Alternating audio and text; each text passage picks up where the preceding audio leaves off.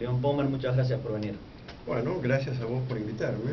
La primera pregunta que le quiero hacer, usted como historiador, como estudioso de Latinoamérica, ¿qué nos puede decir de la figura de los libertadores de América, el general don José Francisco de San Martín y el general Simón Bolívar?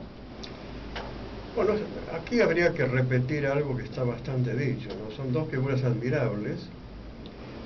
San Martín es un ejemplo de desprendimiento personal, cosa bastante insólita en la historia y en la historia de la política, ¿no? Bolívar, un miembro de una de las familias más encumbradas, más ricas de su país, de Venezuela, perteneciente a la llamada oligarquía mantuana, así la llamaban.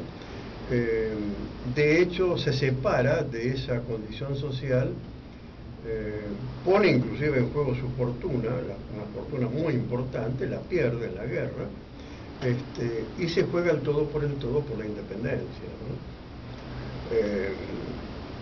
Es un hombre que se improvisa como militar, a diferencia de San Martín, que era un militar de carrera. Se improvisa como militar y lo hace muy bien, porque obtiene victorias muy importantes, y algunas que son decisivas. Un hombre de Bolívar sostiene la última batalla por la independencia, El Mariscal Sucre. La batalla de Ayacucho, 1824, que ahí culmina prácticamente la guerra por la independencia, ¿no? Cuando habla del desprendimiento de San Martín, ¿se refiere más precisamente al encuentro de Guayaquil en 1822, donde San Martín de alguna manera renuncia a seguir con la campaña para que termine la ejecución Simón Bolívar? Bueno, exactamente lo que acabas de decir. San Martín no tiene ningún interés en sobreponer su fama a la fama de Bolívar. San Martín tiene un objetivo que lo obsesiona, que es obtener la independencia. Cuando él va a pedirle a Bolívar apoyo para culminar la derrota de los españoles en Perú y el Alto Perú, Bolivia, una derrota que todavía estaba lejos, ¿no? Porque había un ejército que respondía a la corona española. No digo que es un ejército español, porque la mayor parte de los integrantes eran indios y oficiales criollos, pero eran 12.000 hombres que todavía peleaban a favor de la corona. El ejército que había llevado a San Martín desde Mendoza estaba muy desgastado, había perdido mucha gente, y había una cierta desmoralización. Entonces él va a encontrarse con Bolívar y le pide apoyo. Bolívar le dice que el apoyo que le puede dar en hombres, que era el apoyo que él pedía, era relativamente pequeño, algo así como 1.100 hombres, ¿no? Lo cual no era de ninguna manera suficiente para, sumado a los restos del ejército de San Martín, pudiera enfrentar a los ejércitos que respondieron a la corona de España. Entonces San Martín, inclusive en un gesto de notable desprendimiento, se ofrece a Bolívar para subordinarse al mando de Bolívar. Y Bolívar le dice que no, de ninguna manera, él nunca aceptaría ser jefe de San Martín, pero que en todo caso el hecho es que él en ese momento no puede disponer de un ejército de la magnitud del que esperaba San Martín. ¿Quién estaba en mejores condiciones militares en este momento? ¿Bolívar o San Martín? Sí, Bolívar, evidentemente, Bolívar. San Martín no tenía condiciones para avanzar, sin contar con que algunos peruanos, algunos de linaje noble, Perú fue uno de los pocos países donde la corona española creó títulos de nobleza, ¿no? Marqueses, etc. El famoso Marqués de Torre-Tagle. Fue uno de ellos. Entonces, tampoco tenía un total control del frente interno. Precisamente su debilidad era considerable, ¿no? Uno de los ministros de San Martín sería asesinado a puñaladas. Monteagudo, Bernardo de Monteagudo. Justo cuando él fue al encuentro de Guayaquil, Monteagudo quedó al mando de Lima y ahí ocurre este asesinato que muchos adjudican al peruano José Fausto Sánchez Carrión.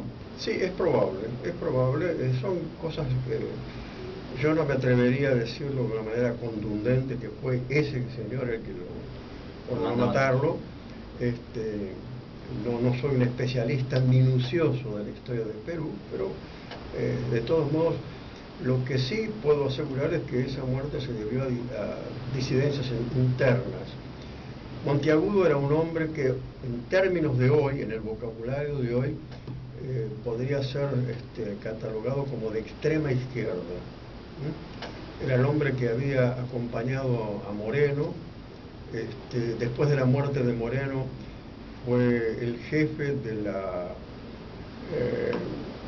la izquierda morenista, integrante de la logia Lautaro, pero fundamentalmente del club de jóvenes morenistas, algunos tal vez no tan jóvenes, que se reunían en el Café de Marco y que exigían la independencia. Y tuvo una participación muy destacada, Monteagudo, en la revolución de Chuquisaca en 1809. Sí, efectivamente.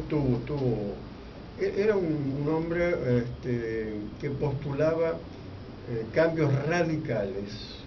Cambios radicales significaba destruir una estructura no solamente de poder, sino una estructura social.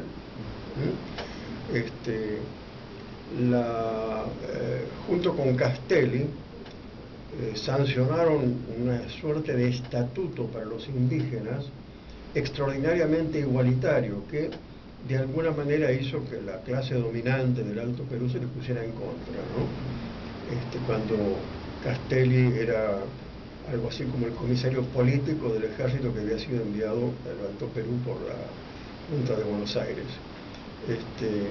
El hecho de igualar a los indios, a los blancos, era absolutamente inaceptable por los blancos, primero porque rompía un sistema jerárquico, segundo porque limitaba la posibilidad de chuparles la sangre, cosa que venía siendo hecha desde los primeros tiempos de la colonia, ¿no?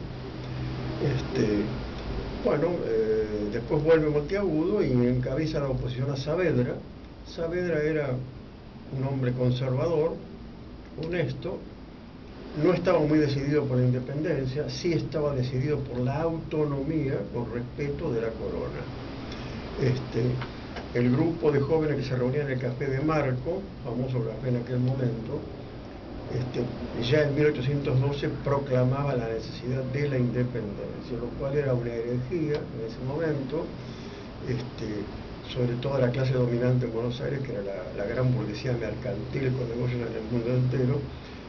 No estaba muy interesado en otros cambios que no fueran simplemente una transmisión del poder político de la administración colonial a sus manos como grupo de poder económico.